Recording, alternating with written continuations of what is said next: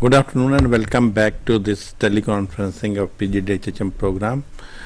Before the break, Dr. Das was giving you a overview of engineering services, hospital engineering services, and he has just mentioned that what is the need of having engineering services and how the hospital engineering department has to be organized. So we'll continue with that, and which will be followed by the medical ethics and legal aspects in that. Dr. Das, I think few things you wanted to highlight in that hospital engineering services. Maybe you can tell our learners about that thing, and then you can switch on to that. Meanwhile, Dr. Colonel Rao, would you like to add something that some important things which need to be added in the engineering department? Yeah, actually, I feel that a lot of neglect is there in the environment control in terms of air conditioning, proper air changes for the critical areas like operation theatres, ICUs, then the temperature maintenance, humidity maintenance, and various filters they need to be maintained properly.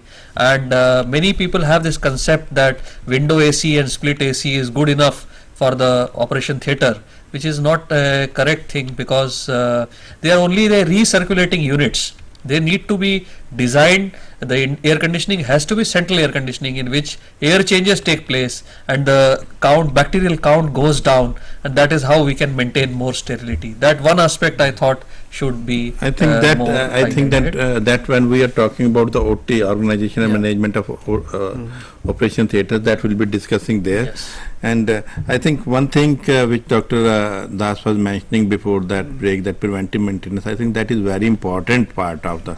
If you look into that whole scenario, that if lot of emphasis is given on the preventive maintenance, then we can save lot of money, and we can also make available the desired equipments or desired facilities at the proper time. It will not be that too many or too frequent breakdowns are there.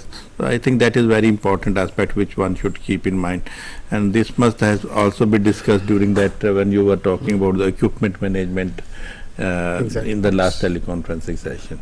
Absolutely.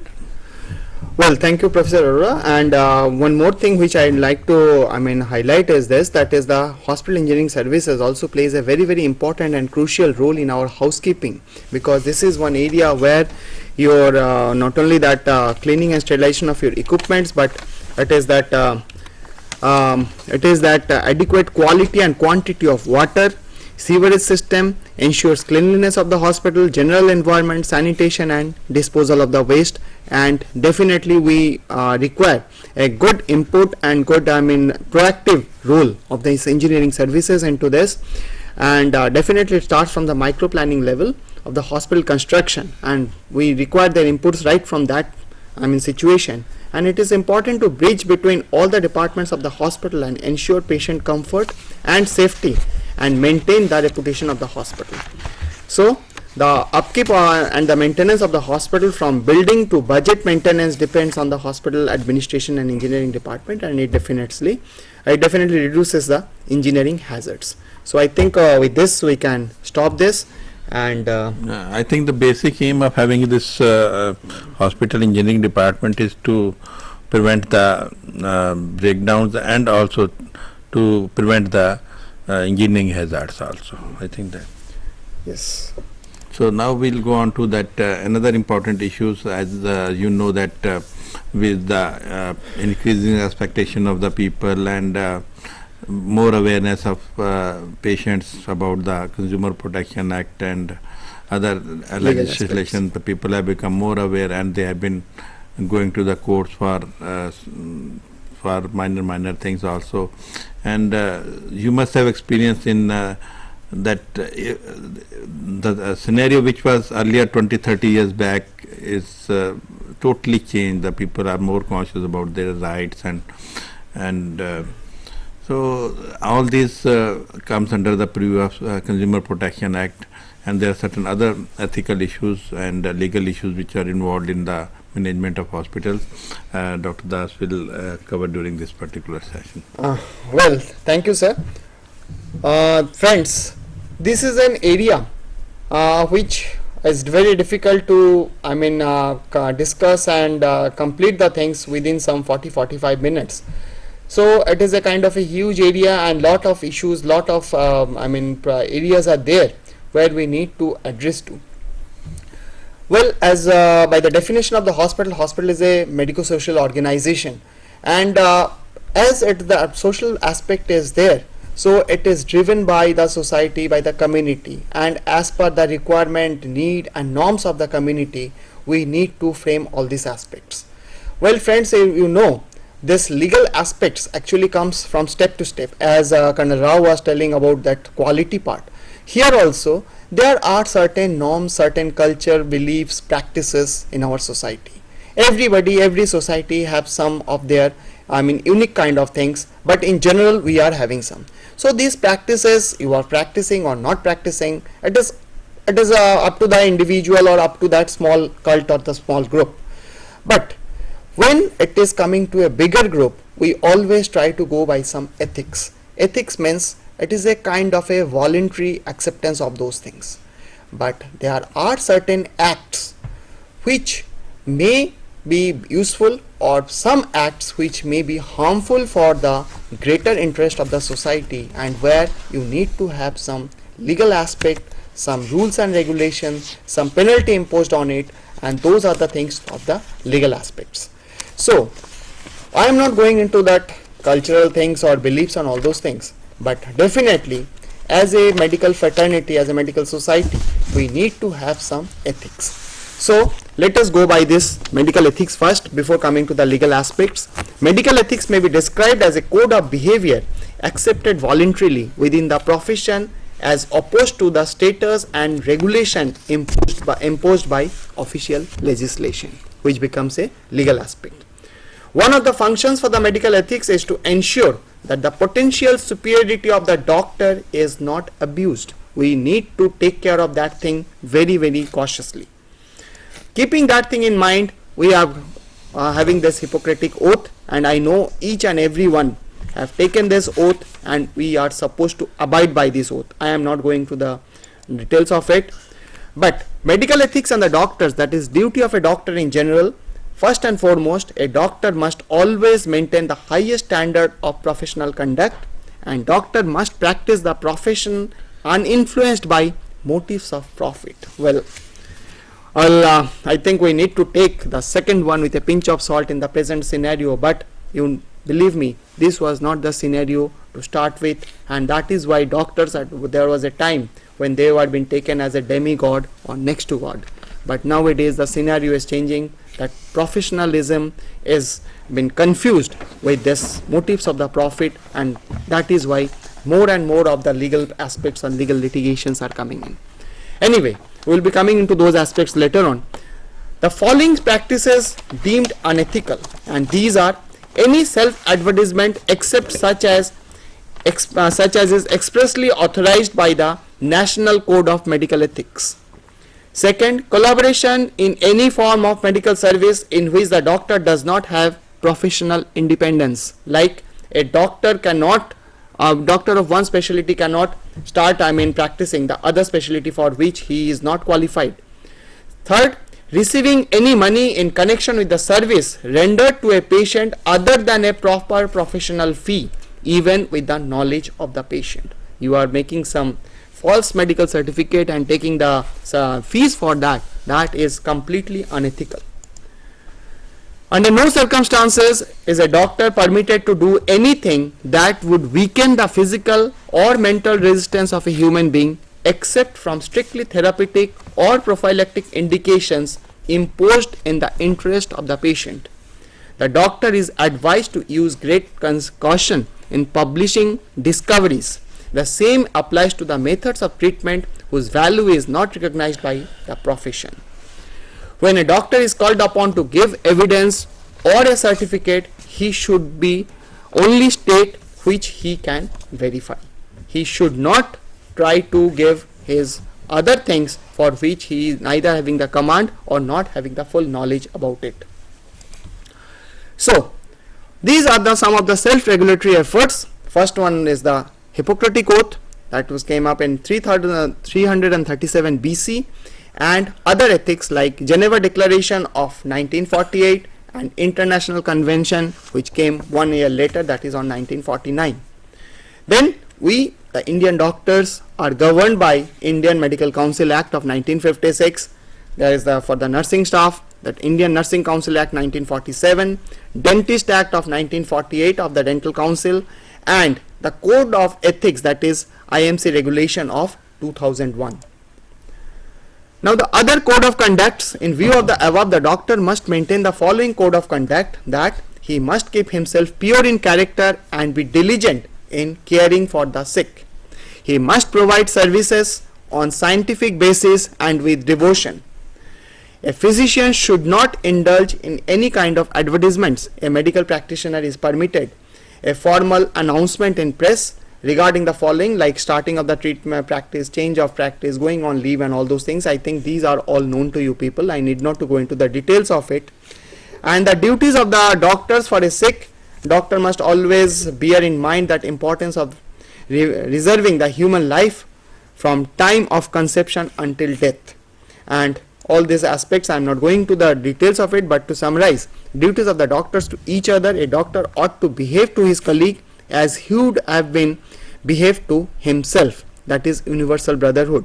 A doctor must not entice patients from his colleagues, that is that poaching kind of thing which is becoming a very rampant, and it is absolutely unethical. A doctor must observe the principles of the Declaration of Geneva approved by the World Medical Association. Hence the medical ethics, that health professionals' obligation to professional commitments to shield the patient from harm and provide him the medical care, and obligation of non-maleficence and beneficence. What are the principles of beneficence? That is obligation to help others further their important and legitimate interest by preventing and removing harms. That should be our prime aim, and balance possible goods against possible harms of an action. So whenever we are going for it, we need to see to it that we are actually going to help the patient. And principles of non-maleficence is, above all or first, not to do any harm to the patient. So in our legal medication, the regulation of the rights of the individual, of the citizen of the country in health and illness. Second, protection of the society in general to keep it healthy. Third, prevention of unnecessary treatments and the detention of individual within health institutions. That comes out, or intentional interference, that is law of intentional interference. I will be coming into the detail of that. So we need to look into that. Fourth, incorporation of sound medical practice within the framework of various laws to protect the individual within the society. Next, grant of certain powers to the regulatory agencies as set up by the government to ensure that the persons in the practice of medicine are working within their legal framework. And last but not the least, penal provisions and the authorities to penalize when and wherever required. Friends, believe me, as a hospital administrator, you are responsible not only to the patients, not only to the employers, but to the employees of your hospital, the visitors who are visiting your hospital, maybe the patient attendant or the other people who are coming to it, and most important, the public at large. So by doing your service, you cannot, or you are not allowed to do any such act by which the community is going to be affected. I am hinting it to that medical, medical waste management, health and waste management. Within the tilt towards the consumerization and the fact that the international organizations are concerned about the rights of the patient, the following consumer rights are applicable to the hospital in India as well, and these are: right to safety, right to be informed, right to information and quality, right to be heard, right to consumer education, right to redress, the right to healthy environment, and right to basic availability. Friends, the consumer right number 1 to 6 are also enshrined in our Consumer Protection Act of 1986, which Professor Arora was telling. Now, what are the medical legal responsibilities of the hospital administrators? Medical legal responsibility of hospital administrators are broadly observed to be under the following heads. First and foremost is the administration, that is regarding our medical documentation, various code procedures, various hospital hazards, statutory requirements, that is as per the law of the country you are required to follow and implement, and medical records. Second is your staff related, your employees' wages, your service conditions of the staff. Third, government and public related, that is notification of various diseases, birth and death registrations, implementation of acts and rules, implementations of the court orders. And fourth, which is most important, that is the patient related, like regarding the emergency treatment, which not only the emergency treatment, it includes the OPDs also, referrals and those who could not be admitted, safe environment, consent, disposal of the body parts, left out property, discharge without payments, release of the dead body, negligence and law of tort, and approaches to the documents. Of course, we will be covering these aspects in greater detail in my later part of our semester. So I am not going to the definitions of the law, I think it is known to all of you. But what are the various types of law in our country? Well, you know, when you are practicing, you are mainly governed by three kind of regulations. First and foremost, our body, that is that statutory body, that is Indian Medical Council. Second is through our medical ethics, which I was talking about, that is which our own fraternity, medical professional fraternity is doing. And third is our law of land, that is the Indian Penal Code. Now, we are also having that criminal penal code or the criminal proceedings. But you know, in our criminal proceedings, the rule says that you need to establish the motive for doing any damage which can go up to the death of the person or death of the patient. And by and large, doctors with they have got no intention to cause any harm or to try to kill a patient, intentionally, until otherwise there is some specific motive of it. It is mainly occurring due to some misendeavor or some negligence. So hence, doctors or our medical profession is mainly governed by the IPC or the civil laws. Now, what are these civil laws which are applicable to us, which are related to the clinicians? That is the law of contract, law of consent, law of tort, law of privileged communication, that is the professional's secrecy, and respondent superiors. Now let us come to this one by one. First is the law of contract. Now whenever a patient is coming to a doctor or a physician, they are entering into certain contract. That means that patient is seeking your professional guidance and professional help for his own ill health. And there you are entering into a contract that you will be providing, a physician will be providing the services to the patient. Now, in doing so, there may be certain kind of problems might arise for which you need to have some protection, which comes under that law of consent, which is under IPC 90 or IPC 89. Now, these are the consents, like consents may be of implied or expressed. Implied consent means that is implied. When a patient is coming to you, that patient is supposed to be or expected to be examined.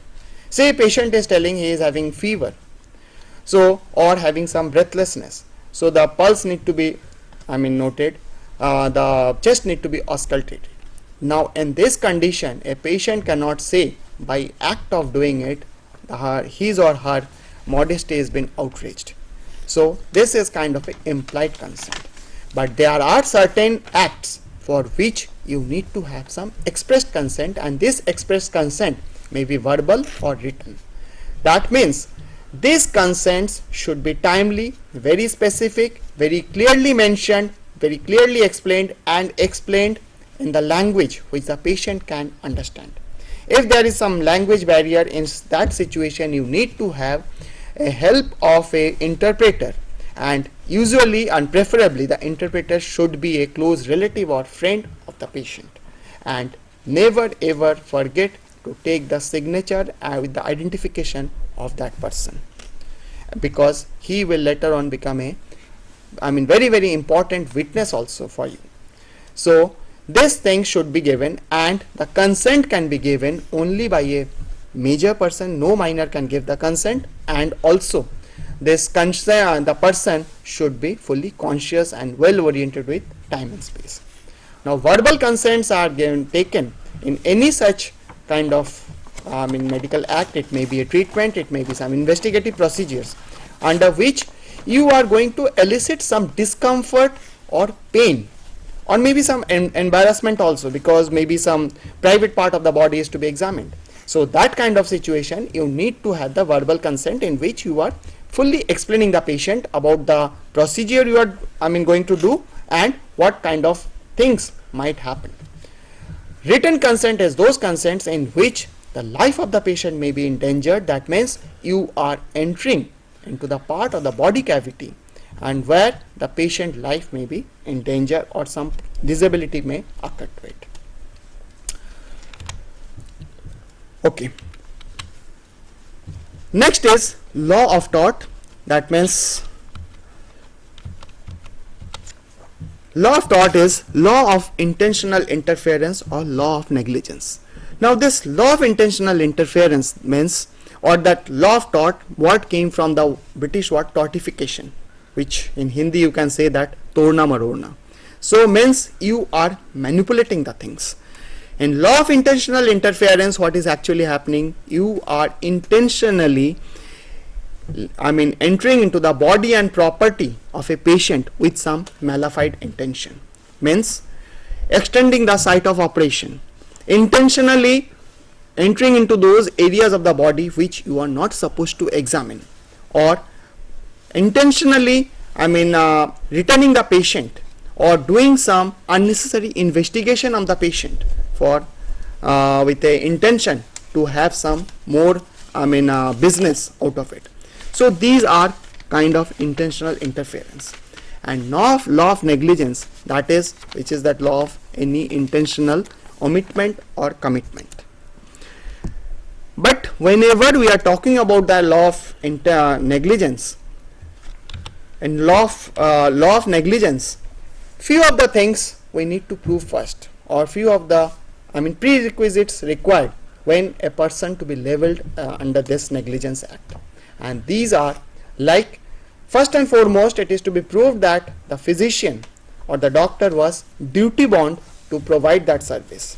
Second, it to be proved that the doctor failed on his part to provide duty, and due to his act of omission or commission, that damage occurred. So there should be a direct correlation between the omission and commission and the damage. And fourth one, these damages should be quantified in monetary terms, because in the civil rules, civil laws, we are not governed by that medieval kind of thing, eye for an eye and tooth for a tooth. So if a doctor did a wrong operation on a wrong eye and that patient lost his eyesight, that doesn't mean the court will say that patient will be given that power to damage the eye of the doctor also. That cannot be done. So this thing can be done in a monetary terms. Well friends, this kind of things are not required in those conditions which we called ipsa res ipsa liquidator. That means when the situation is speaking for itself, like a wrong leg has been amputated, a wrong person has been operated upon for something else, whereas somebody else was supposed to taken for that operation. So in this kind of situation, or a foreign body has been kept into the abdominal cavity. So this kind of situation where the situation is speaking for itself, you need not to have any of those requirements, so it can directly go for law of negligence. Then before this I'll come to this respondent superioris. So it also a part of this. Respondent superior means that is the law of vicarious responsibility. For every act of the superior, every act of the subordinate, superior will be responsible. That means whenever any negligence case happened in a hospital, the first person to be taken up will be the head of the institution. It may be the director or it may be the medical superintendent as per the organizational setup of the hospital. So he will be answerable for all the acts of omission and commission, and he can be absolved of his responsibility, and this responsibility will be passed on to the directly person concerned in the situation where the hospital has taken due care in the appointment of a right person for the right job at the right place, as that is what Colonel Rao was trying to emphasize in his quality aspect, and these are the things are very, very important. Say for example, let me give take an example of some anaphylactic reaction and some death occurred to it.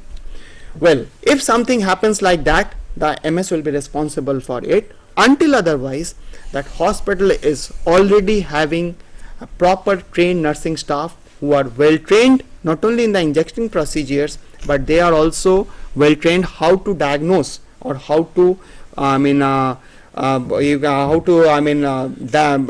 out that patient is going into that anaphylactic reaction and what are the measures to be taken. Not only that, all the provisions are available and written steps are being given. You will find in almost all the army hospitals with the a sign of fingers, the 5 things to be done, and that tray, the oxygen cylinders and all those things in working conditions are available. Now, if all these things are available, the patient or the nursing staff is well trained to cope up with this kind of situations, and till something happened, death happened, in that condition the MS will not be responsible. It will go back to that nursing staff who had done it. Otherwise, and this respondent superioris means if the not qualified nursing staff is there, the arrangements are not been properly available, in that condition the authority will be responsible for it. Now this is a law of privileged communication, that is the professional secrecy. As per our ethics, we are not supposed to divulge any of the details of the patient to the community. This secrecy is to be maintained, and that is our professional secrecy. But there are certain situations in which where on the public interest or the greater interest of somebody else whose life may be endangered if you are not divulging this situation. So in those kind of situation, doctor is supposed to divulge this the privileged communications, and that a famous or infamous case of ecotomy where a person with HIV infection going to get married, and somehow that girls family came to know about it, they asked for it, and the doctor under pressure had to divulge this information to this girl's family, and the result was that that marriage could not be take place. As a result, this gentleman went to court, and the Supreme Court given this direction because it is for the life of somebody else and his life may be in danger. So that is why in those kind of situations doctors can divulge this kind of informations. Well, so what are the other things, that is the care related kind of responsibilities with us? That is the Registration of Birth and Death Act 1969, Medical Termination of Pregnancy Act of 1971, Mental Health Act of 1987, Epidemic Disease Act of 1987, Prenatal Diagnostic Technique Act, that is Regulation and Prevention of Misuse of 1994, the Transplantation of Human Organ Act of 1994. So these are the acts by which we must, because these are the things statutorily imposed upon us and we need to follow that. Regarding drugs and food related, the Drugs and Cosmetic Acts of 1940, Pharmacy Act of 1948, Prevention of Food Adulteration Act 1954, Drug and Magic Remedies Act, that is Anti-Quackery Act of 1954, Narcotics and Psychotropic Act of 1985, and Drugs Price Control Order 1995. The hospital administrator who are also to look into this acts which related to the human resource related, that is for your employees, that is Workmen's Compensation Act of 1923, which had been amended in 1962 and 1984, the Payment of Wages Act of 1936, Insurance Act of 1938, which has been amended again in 1999, Industrial Dispute Act of 1947, Minimum Wages Act of 1948, and Employee State Insurance Act of 1948, further amended in 1975 and 1984. So these are the acts which are applicable to our employees, and administrator must be knowing all these acts also. In continuation to that, Employees Provident Fund Act, Income Tax Act, Maternity Benefit Act, Payment of Bonus Act, Contract Labor Act, because where we are going for more of the outsourcing and all these things, Payment of Gratuity Act, Professional Taxes Act, and Pension and Disability Act.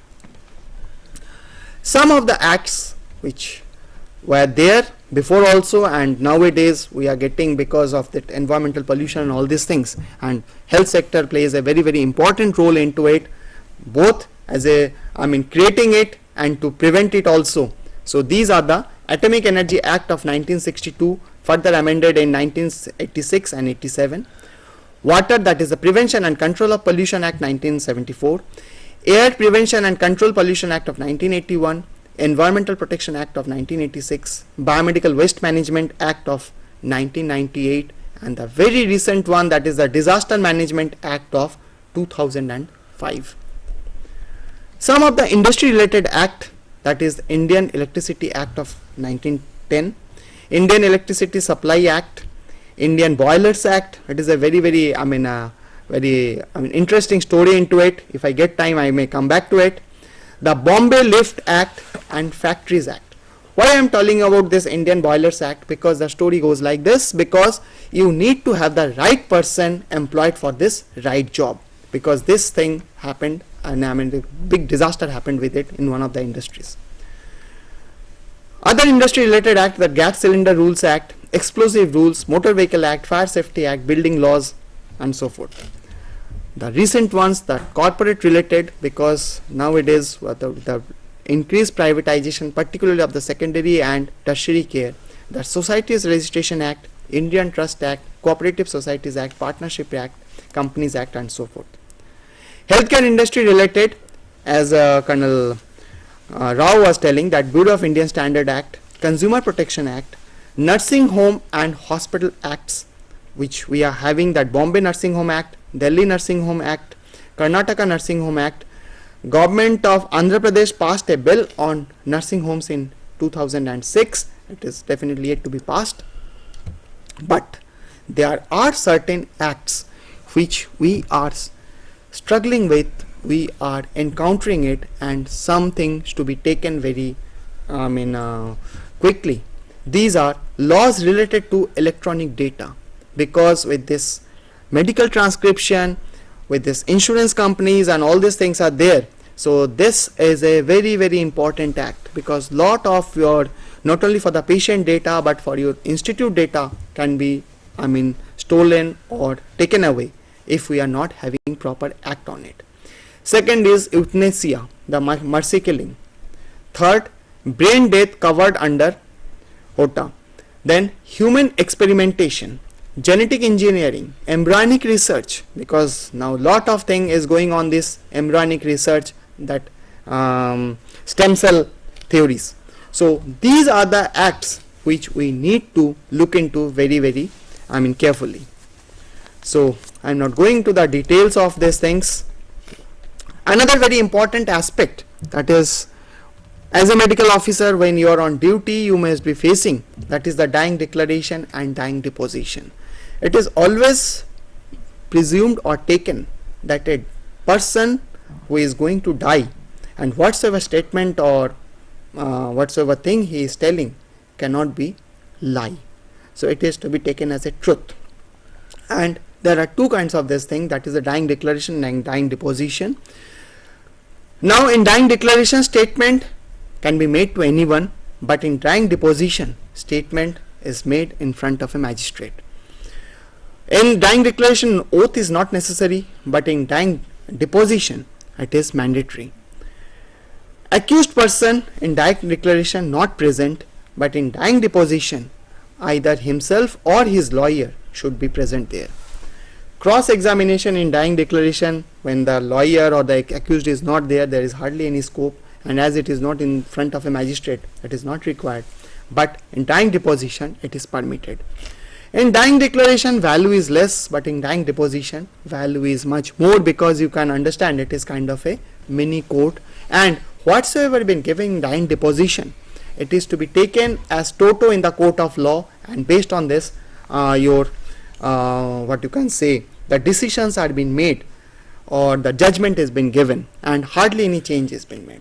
But complication comes when a patient has given his dying declaration or depositions, but ultimately he survives, and not only survives, he is fit enough to give his evidence in the court.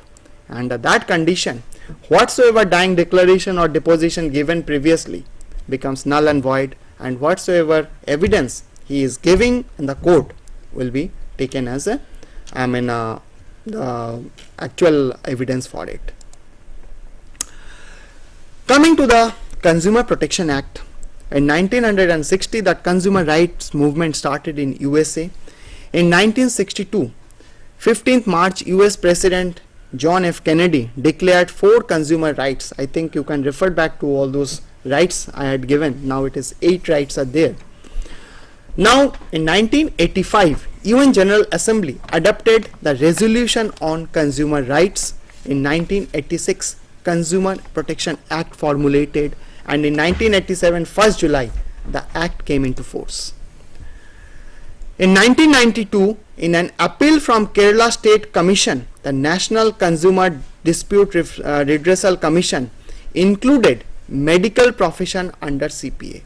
But before that, that means since 1986 to 1992, this was not there.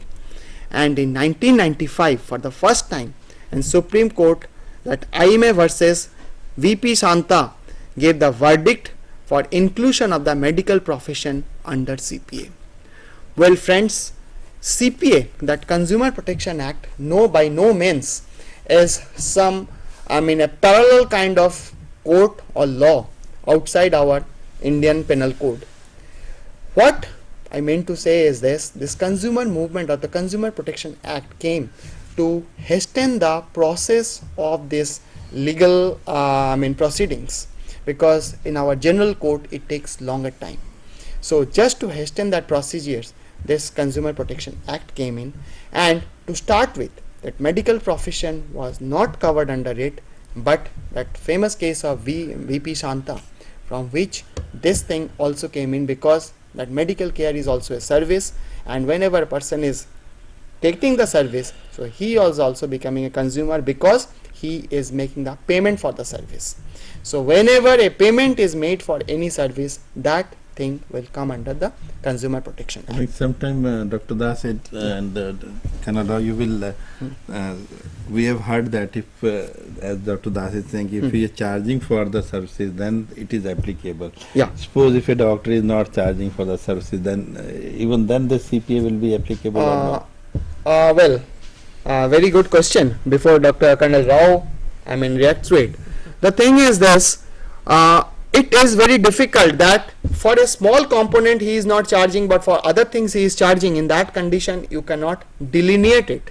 But in overall, if you are not charging for anything, user charge, Suppose it is a charitable dispensary and it is totally free, and all the equipment, all the tests and everything is done free. Yes. Whether then this will be No, applicable? no. In that case it will not be applicable. But if, say for example, consultancy is given free, but there is a charge for some investigation, charge for bed, charge for that, in that condition consultation No, will but not. if that is if within the same premises. Within the same premises. If he is getting test from somewhere else and getting treatment and getting No, in that case. then only consultation is, if consultation is free and no other services is provided, even then it will not apply. Yes.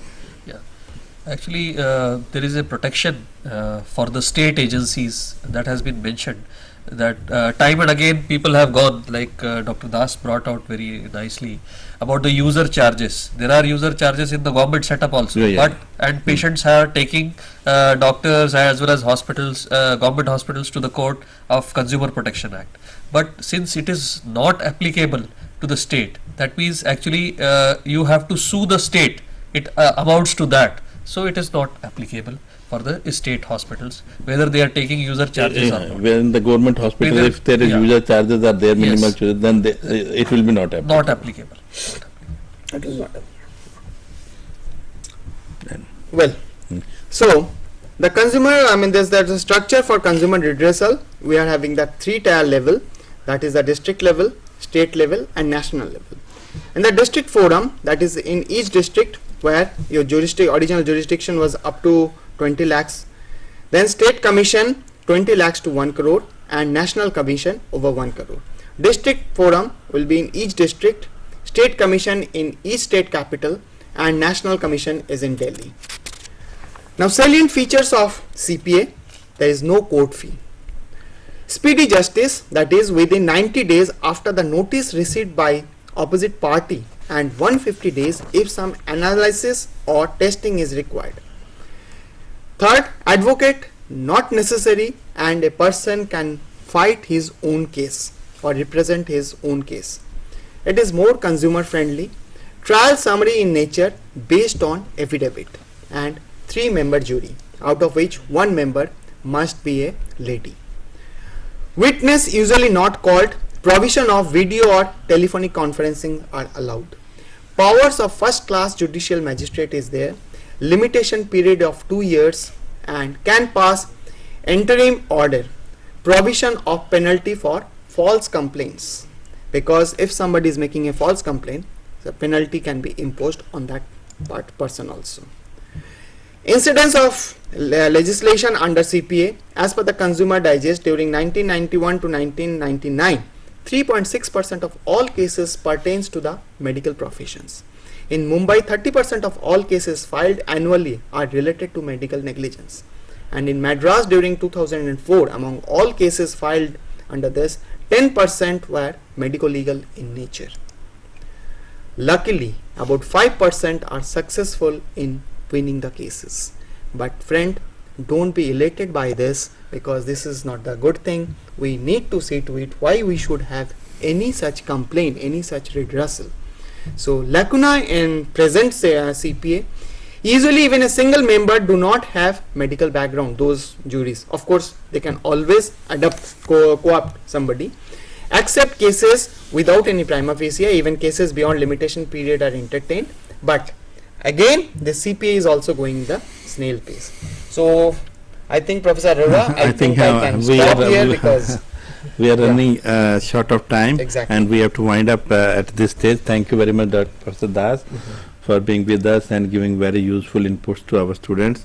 Thank you, Colonel Rao, for sparing your time and coming here and in our studio and giving very useful inputs to our students. Friends, in this particular teleconferencing, in these 3 sessions, we have tried to cover the contents given in your course C, that is organization and management of hospitals. And in next teleconferencing, which we'll be having on 4th Sunday of next month, that is in the month of August, most probably on 24th of August, we'll be going on to the clinical, diagnostic and therapeutic services of the hospital areas, and when we'll be talking about various areas of the hospital like OPD, accident and emergency services, ICU, inpatient services. We'll try to see that how many we can cover. And only thing which I missed during this teleconferencing, that we did not get many questions from the students. You see, the basic purpose of this teleconferencing is to resolve your problems and your queries. So if we keep on giving lecture and you keep on noting, that does not serve the purpose of teleconferencing. So I expect that from next time onwards, we'll keep on getting more questions and queries from yours. Even if before the teleconferencing, if you want, you can always send me on my email, or you can telephone me and give your questions. So with these few words, I thank you all.